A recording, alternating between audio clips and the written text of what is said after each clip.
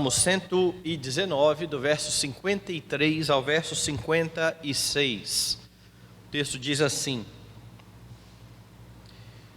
De mim se apoderou a indignação por causa dos pecadores que abandonaram a tua lei. Os teus decretos são motivo dos meus cânticos na casa da minha peregrinação. Lembro-me, Senhor, do teu nome durante a noite e observo a tua lei. Tem se dado assim comigo, porque guardo os teus preceitos. Oremos mais uma vez. Amado Senhor e Salvador, exaltamos o glorioso nome do Senhor, agradecemos este momento de culto, momento em que o teu povo pode se apresentar perante a tua majestade e adorar o teu nome na beleza da tua santidade, confiados nos méritos de Jesus, o nosso Redentor. Agradecemos porque neste momento estamos diante da tua palavra viva e eficaz, palavra que fala ao nosso coração, e rogamos que o Senhor faça isso neste momento, ministrando ao nosso coração a tua palavra, a fim de termos ela bem guardada no nosso coração e não pecarmos contra o Senhor. Assim oramos, em nome de Jesus, amém. Meus irmãos, não é difícil negar aquilo que nós falamos com as nossas atitudes. Eu tenho um professor que costumava dar exemplo disso no seminário, citando uma música popular, uma música do Roberto Carlos, em que uma das frases ele diz assim: duvido que ele tenha tanto amor e até os erros do meu português ruim. Você percebe a ironia dessa frase?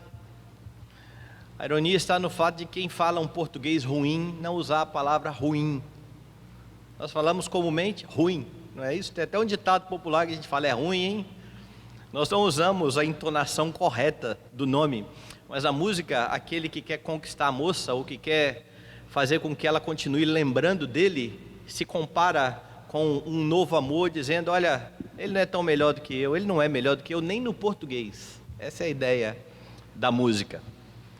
E aquilo que é dito como ironia nessa música, infelizmente, é visto de forma real na vida das pessoas. Não como uma ironia, mas como de fato uma prova, uma revelação de que aquilo que nós muitas vezes falamos e com tanta convicção não é o que de fato cremos, não é o que de fato temos no nosso coração.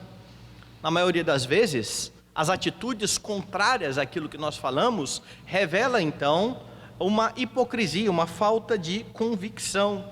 E parece que é por conta disso que Tiago, quando está na sua discussão a respeito de ser cristão e das provas de ser cristão, diz que, olha, mostre a sua fé sem obras, e eu com as minhas obras mostrarei a minha fé.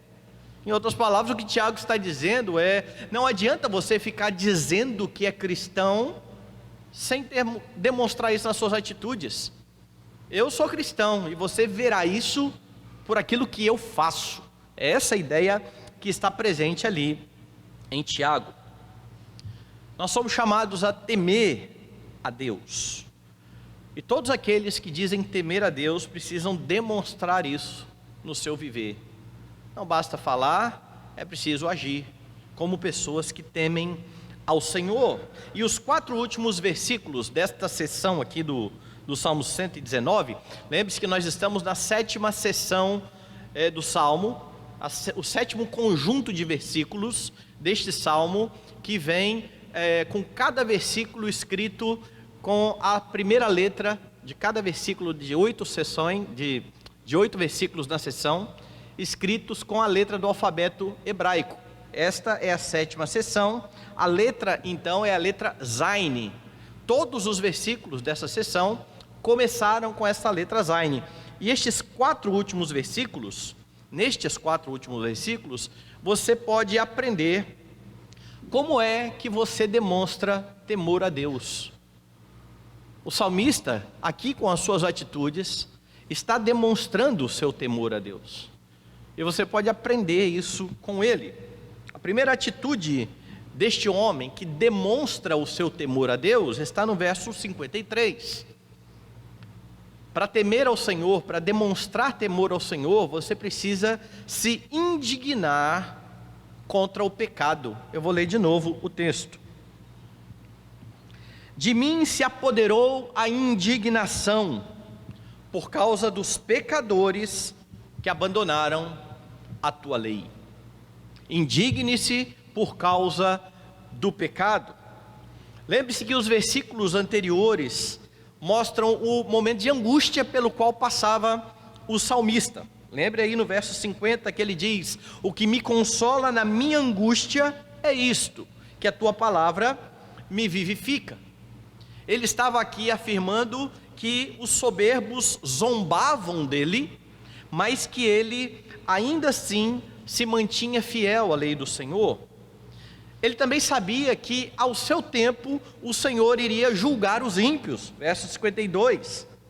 Lembro-me dos teus juízos de outrora e me conforto, ó Senhor. Ou seja, a convicção de que Deus em algum momento iria julgar estes que estavam zombando dele, trazia descanso ao seu coração, trazia conforto ao seu coração. E no verso que nós lemos, que é o que segue este versículo, ele afirma que reprovava então o pecado destes homens.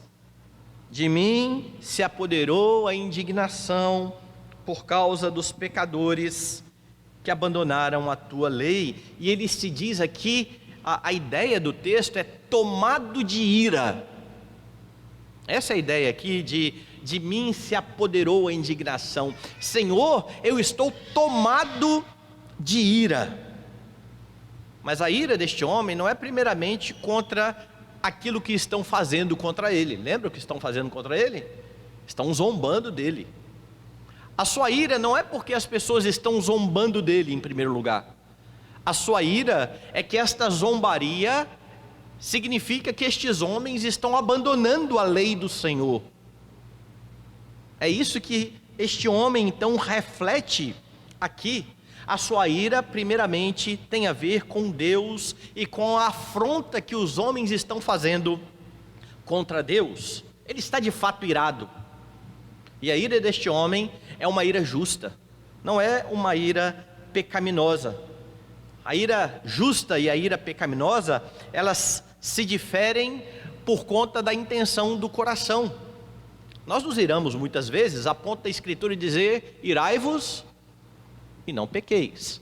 Este homem está irado. Por que a ira deste homem é justa? Porque a ira justa tem a ver com a lei de Deus e com o seu reino, enquanto a ira injusta tem a ver comigo e com o meu reino. Veja, este homem está sofrendo afrontas. Ele não está irado por causa da afronta que estão fazendo contra ele. Ele está irado e ele declara a sua indignação, porque os homens estão abandonando a lei do Senhor. E o reflexo disso, ou a consequência disso, é que eles estavam zombando dele. E nós precisamos aprender a nos indignar dessa forma, porque por mais que seja terrível, e é de fato, ser alvo de injustiças, o maior problema do pecado que é cometido contra nós, não tem a ver conosco, tem a ver com Deus. Porque aqui nesse nível, são pecadores pecando contra pecadores, e isso é ruim, e isso é errado, e isso é pecado. Mas lembre-se que o primeiro ofendido não é você, o primeiro ofendido é o Senhor, e é preciso então aprender a se irar e se indignar contra os pecados que são cometidos contra Deus. Este é um sinal de que você teme a Deus. Não tem a ver com você, tem a ver com o seu Senhor.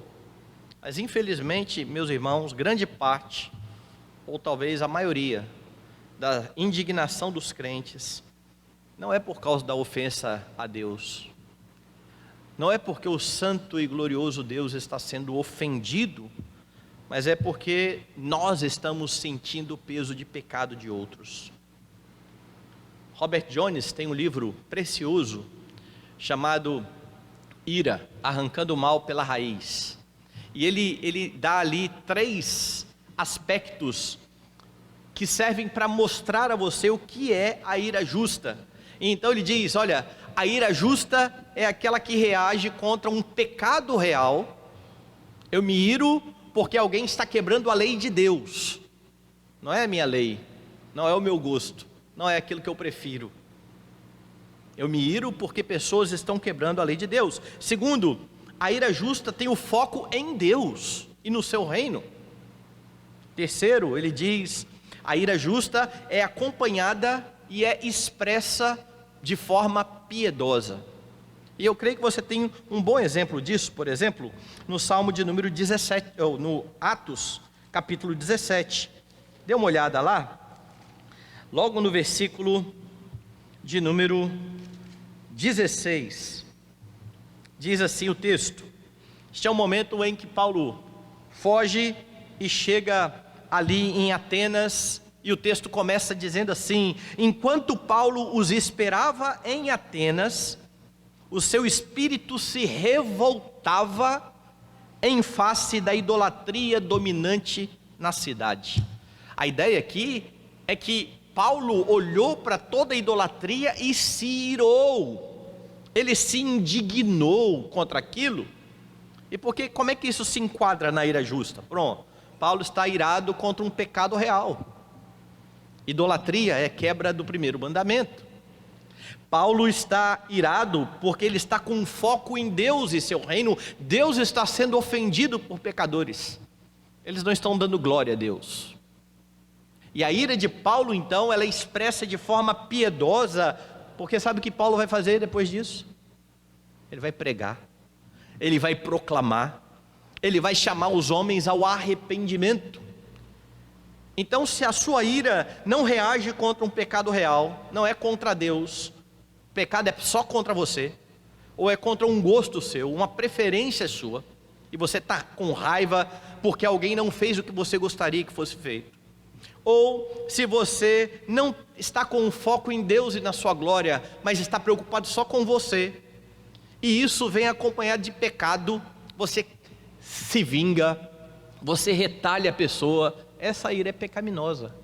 Não é esse tipo de ira que o salmista está tratando. E o temor a Deus precisa levar você a se indignar contra o pecado. E há anos eu venho falando aqui na igreja que um bom exemplo que eu vejo disso, de uma ira errada, são essas manifestações que começaram contra a corrupção no Brasil.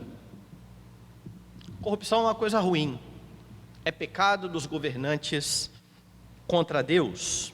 Mas um partido que outrora estava no poder, que sempre roubou, ninguém falou nada, mas de repente uma indignação tomou conta da população. É uma afronta, não se pode roubar. Só no momento em que a população sentiu no bolso. Porque enquanto não sentia no bolso, pouco importa se eles estão roubando. O bom é que nós estamos bem, nós estamos fazendo as nossas compras, nós estamos viajando, então deixa roubar. Tem até um político famoso cujo slogan era: rouba, mas faz. Não importa, todo mundo vai roubar mesmo. O importante é que ele faz.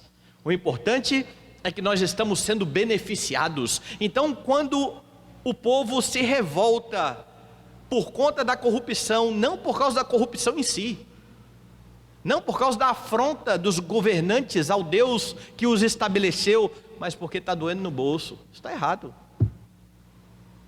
Não é assim que crentes se indignam. E para vergonha nossa, em uma dessas negociatas, houve um problema com a bancada chamada evangélica, e eles tinham na manga uma carta.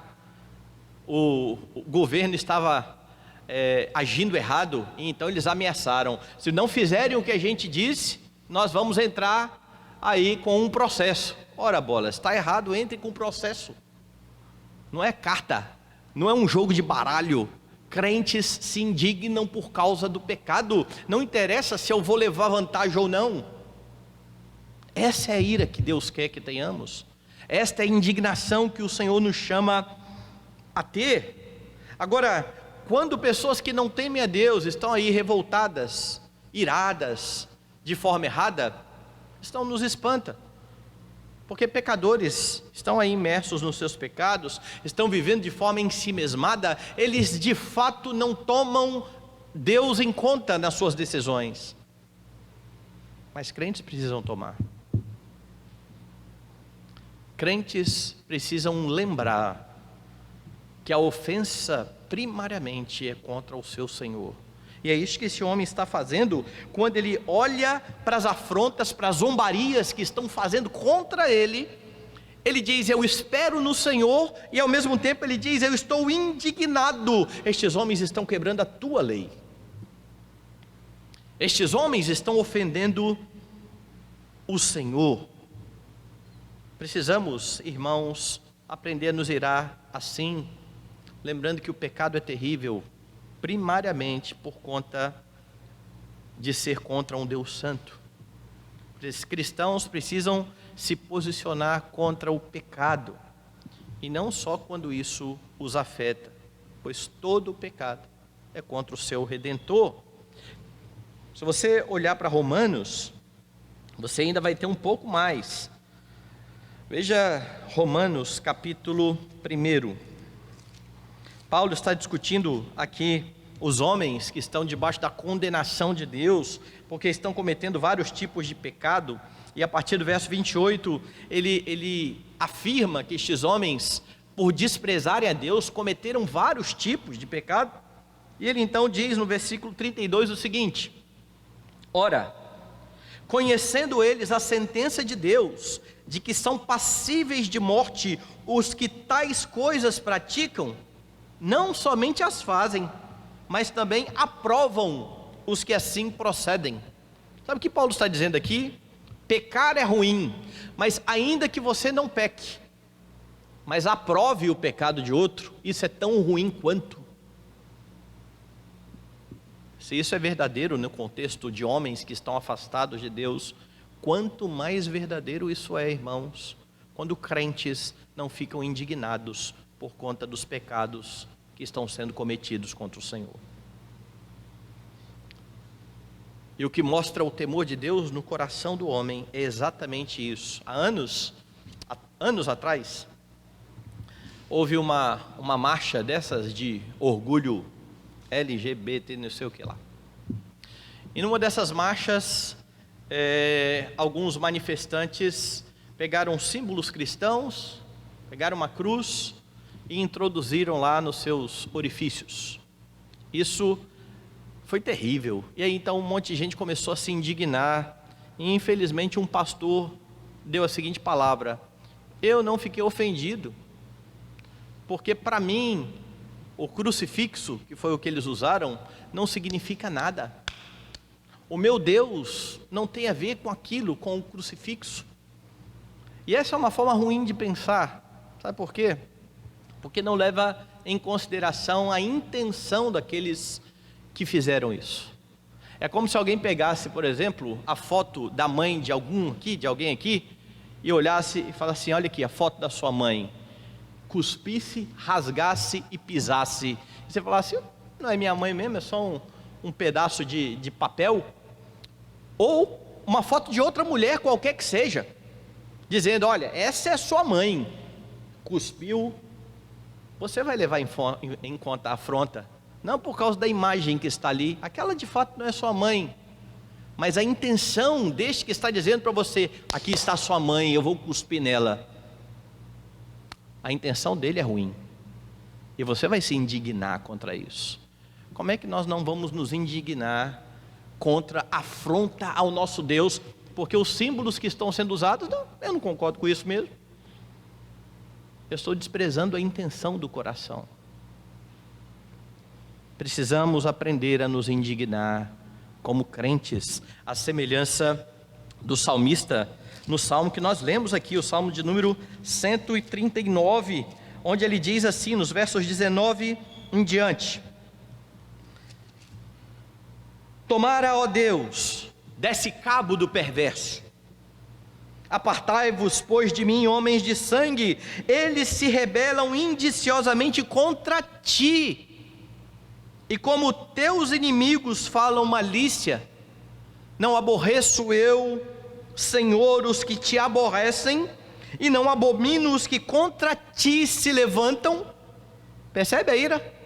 Não tem a ver com Davi, tem a ver com o pecado contra Deus. E é por isso que você tem uma imprecação séria aqui. Crentes demonstram o seu temor a Deus, indignando-se por conta do pecado, mas os últimos versículos, os 3 últimos versículos, mostram um pouco mais. Você demonstra temor a Deus também vivendo de forma piedosa. Então, primeiro você se indigna por causa do pecado, depois você vive de forma piedosa.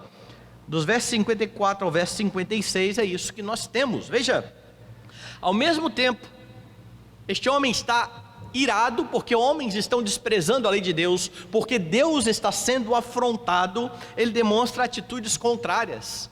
Ele não se junta aos pecadores naquelas atitudes, ele tem atitudes que honram a Deus.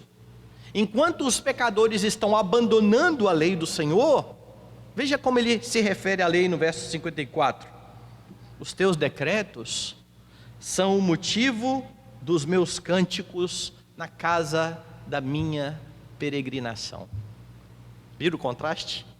Senhor, no verso 53, eu estou indignado porque os pecadores abandonaram a tua lei. É como se ele estivesse agora no versículo seguinte dizendo assim: como é possível isso? Eu amo a lei do Senhor. A lei do Senhor é o motivo do meu louvor na casa da minha peregrinação. A razão de ele louvar a Deus estava então na beleza da lei do Senhor. E a ideia aqui de na casa da minha peregrinação é: enquanto eu estou aqui neste lugar de peregrinação. Ele já usou essa imagem aqui no Salmo 119. Ele já disse que ele se vê neste mundo como um peregrino e ele precisa do mapa. Ele precisa que o Senhor mostre o caminho. E agora então ele volta a tomar essa imagem de peregrino, dizendo: olha, o mapa ou a lei do Senhor é o motivo do meu louvor enquanto eu peregrino, enquanto eu estou neste mundo ao qual eu não pertenço.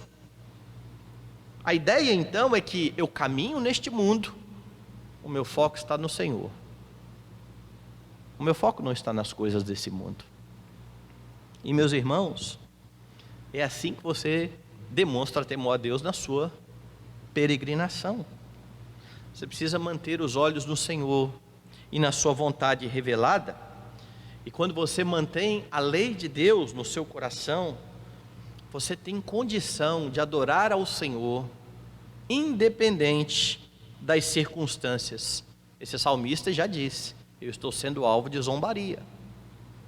Eu sei que o Senhor, ao seu tempo, irá julgar. Eu olho para a lei, eu louvo ao Senhor.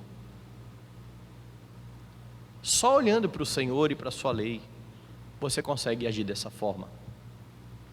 Só mantendo os olhos fitos em Jesus Cristo, você consegue expressar como Paulo expressou: tudo posso naquele que me fortalece.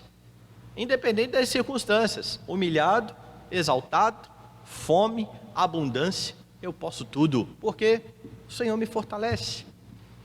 Somente com os olhos fitos no Senhor, você pode declarar: ainda que a figueira não floresça, não haja fruto na vide, o produto da oliveira minta, nos currais não haja gado, todavia eu me alegro no Senhor, exulto no Deus da minha salvação. Porque imagine se a esperança está numa boa colheita.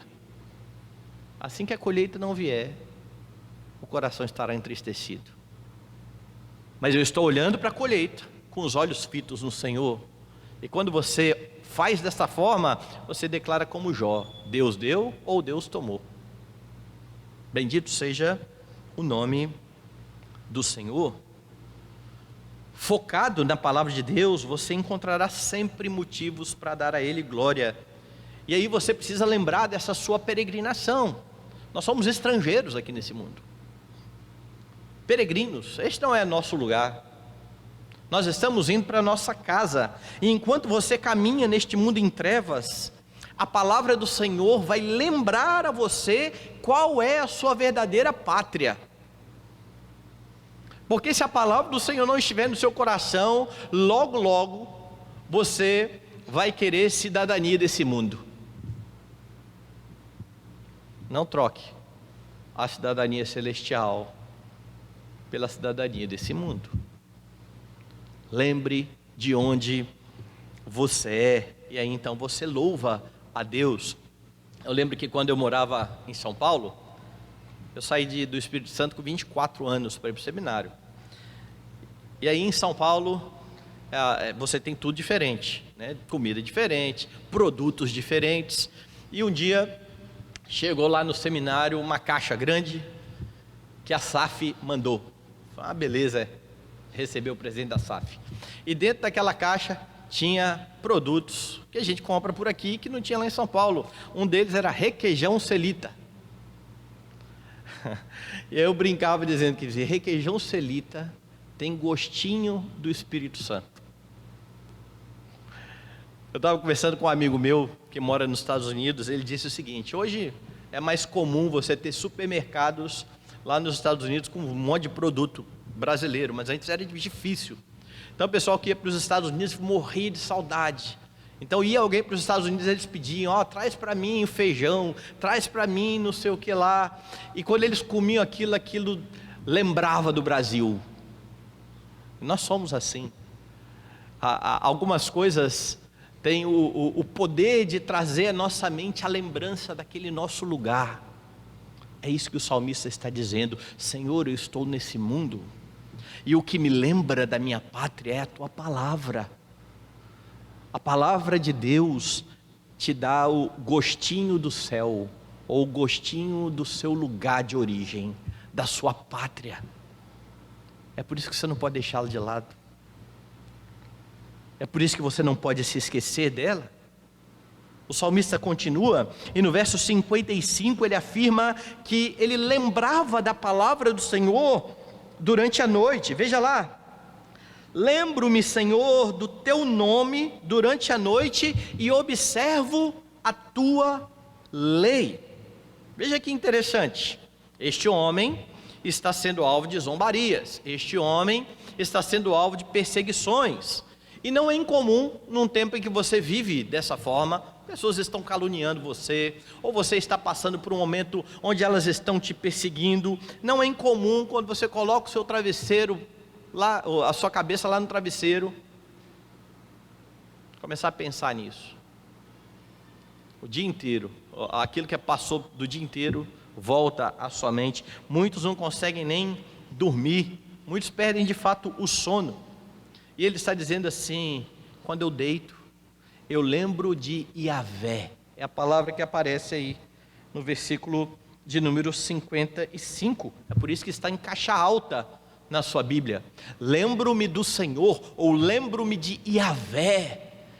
Eu me lembro do Deus do pacto, eu me lembro do Deus da aliança. A lembrança do Senhor é o motivo então de ele guardar a lei do Senhor. E você então pode lembrar de Davi aqui no salmo que nós cantamos, onde ele diz: eu me deito e pego no sono. Lembra do contexto? Davi está sendo perseguido por Absalão.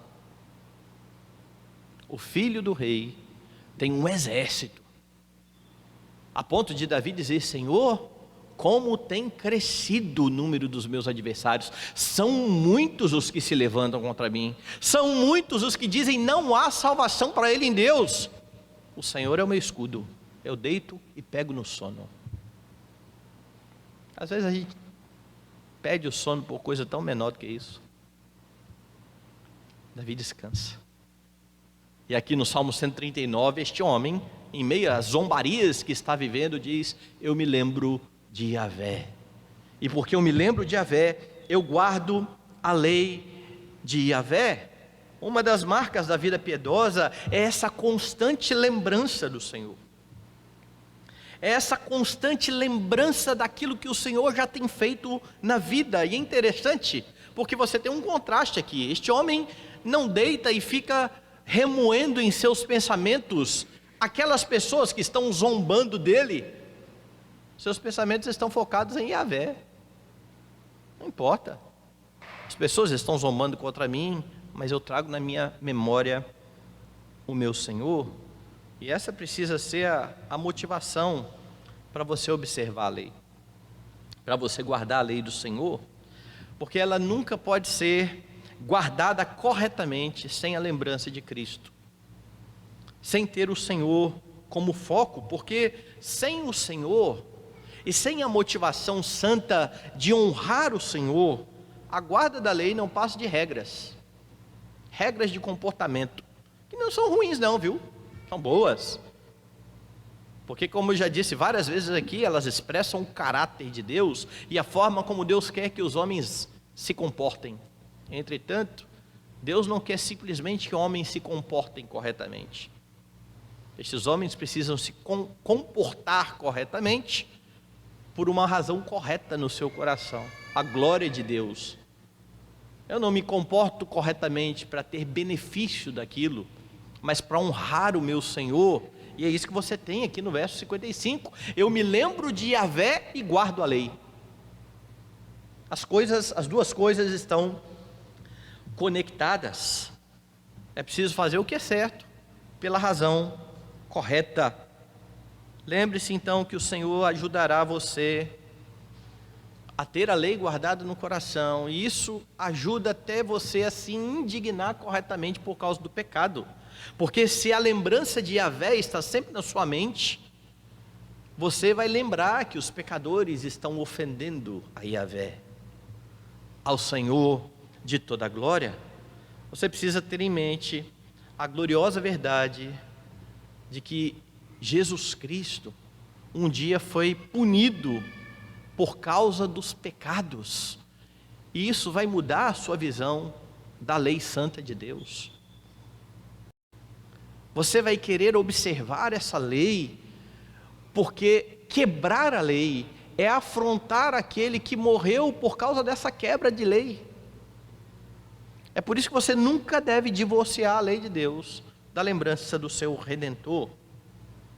Mas você pode pensar nesse versículo também de forma analógica, comparativa, porque a Bíblia compara o momento em que nós estamos vivendo à noite. Não é assim que a Bíblia compara? O tempo em que nós estamos aqui nessa peregrinação é o tempo que a Bíblia chama de noite. O dia está próximo, o dia vem. E aí então, se você abrir a sua Bíblia na primeira carta de Pedro, você vai ver que é desta forma que ele instrui os crentes, e você vai ver qual é a recomendação dele, qual é a ordenança dele. Abra a sua Bíblia aí, na primeira carta de Pedro, capítulo 1, na segunda carta de Pedro, capítulo 1, e veja o verso 19, olha o que Pedro está dizendo: temos assim, tanto mais confirmada a palavra profética, ou a palavra dos profetas, e fazeis bem em atendê-la como a uma candeia que brilha em lugar tenebroso, até que o dia clareie e a estrela da alva nasça em vosso coração.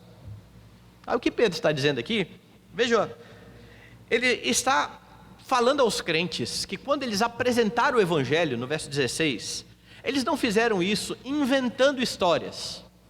Na verdade, eles foram testemunhas ocular da majestade de Cristo, e ele então se lembra do Monte da Transfiguração, quando Pedro, Tiago e João ali estavam, e Jesus começa a se transfigurar diante deles, e de repente uma nuvem envolve todos, porque havia aparecido também Elias e Moisés, e já não aparece mais os dois, só fica Jesus, e a voz então vem do céu dizendo: este é o meu filho amado, em quem eu tenho prazer.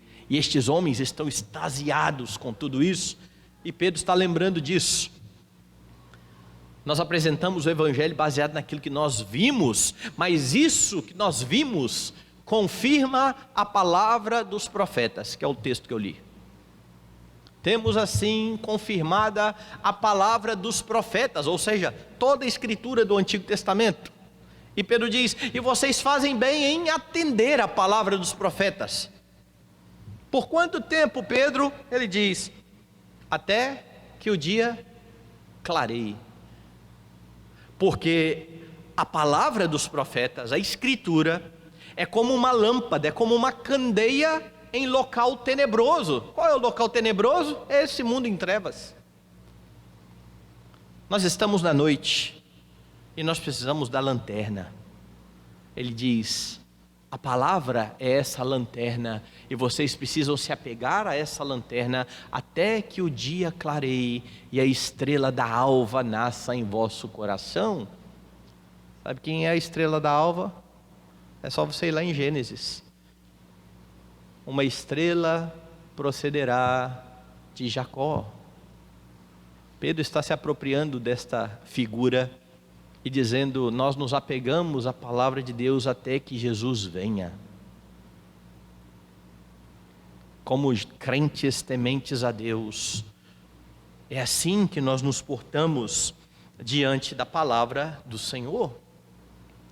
E aí no verso 56, você tem mais uma afirmação. Volte lá no Salmo. Tem-se dado assim comigo, porque guardo os teus preceitos.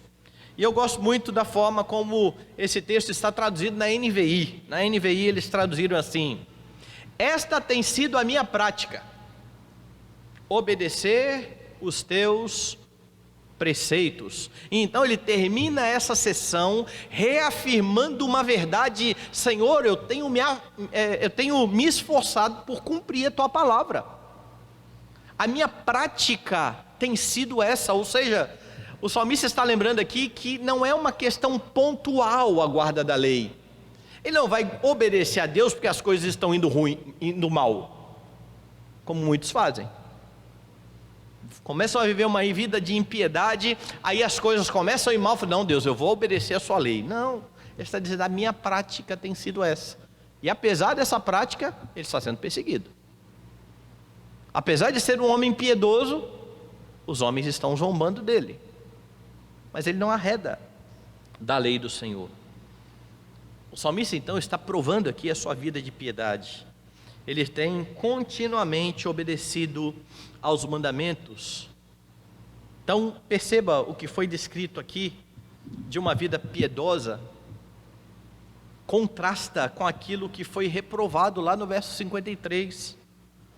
Senhor, eu estou indignado com os pecadores que abandonaram a tua lei. Eu pratico a tua lei, eu amo a tua lei, eu lembro do Senhor e guardo a tua lei. Ele se indigna com o pecado, ele mostra que ele é diferente. Ele vive como alguém que teme ao Senhor. Isso significa que não basta se indignar contra o pecado, é preciso viver uma vida santa.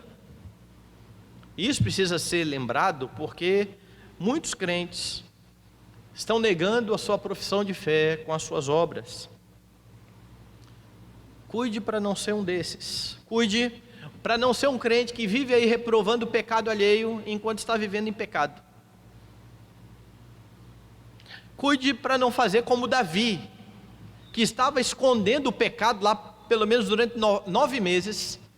Ele tinha tomado a esposa de um homem, e quando o profeta chegou e contou aquela parábola para ele, do homem que tinha uma ovelhinha e que o outro que tinha muitas, pegou aquela única daquele homem, Davi se apoderou de indignação e disse: esse homem tem que morrer.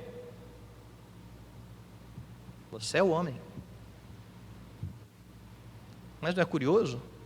Davi cheio de pecado,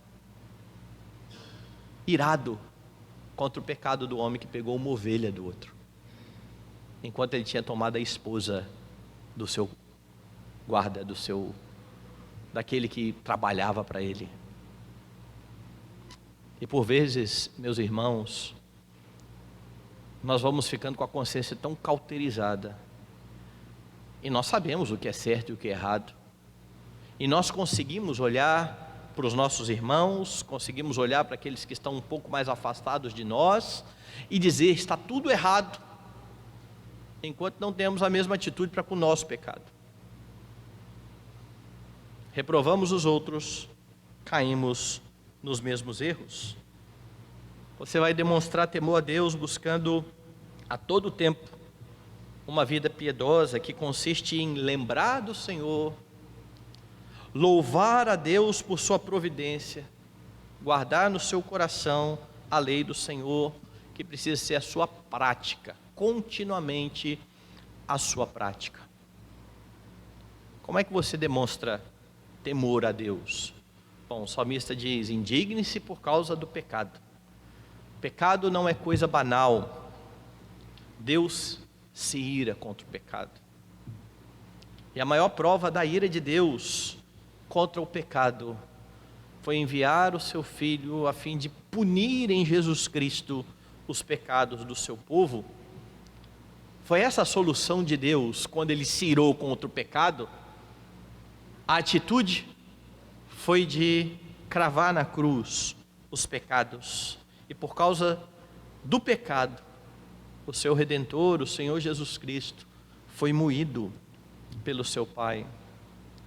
Isso deve levar você a odiar aquilo que fez sangrar o seu Salvador. Nós não brincamos com aquilo que matou o nosso Senhor. E quando Ele morreu, Ele te libertou desse pecado, Ele te deu uma nova vida. Ele te deu uma nova nacionalidade. Você ainda não está em casa.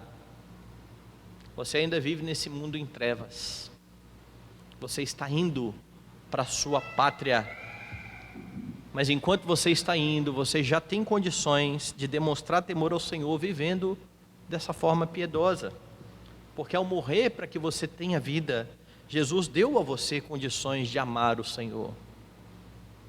Jesus deu a você condições de praticar a palavra de Deus. Essa vida piedosa passa pelo conhecimento da lei, por meio de quem conhecemos o Senhor, pela lembrança e pela guarda da lei no coração, e ela está ao seu alcance, a fim de que você honre o Senhor. Ele te deu o Espírito, que ilumina a sua mente, que faz com que você compreenda a palavra, que traz a sua lembrança à Escritura. E se você viver dessa forma, temendo ao Senhor, aqueles que estão à sua volta poderão ver em você, de verdade, a evidência de alguém que teme a Deus.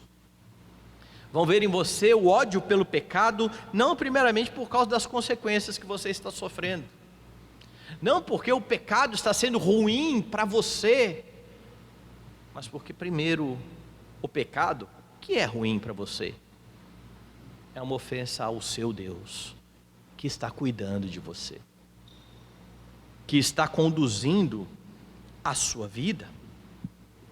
Aqueles que estão ao seu lado verão que a sua preocupação é com a santidade do Senhor, e que a busca de uma vida de piedade tem por fim honrar o grande eu sou, a Yahvé, o Deus de toda a eternidade. Precisa então estar sempre em sua lembrança, para que você demonstre de fato e de verdade uma vida piedosa na presença dEle.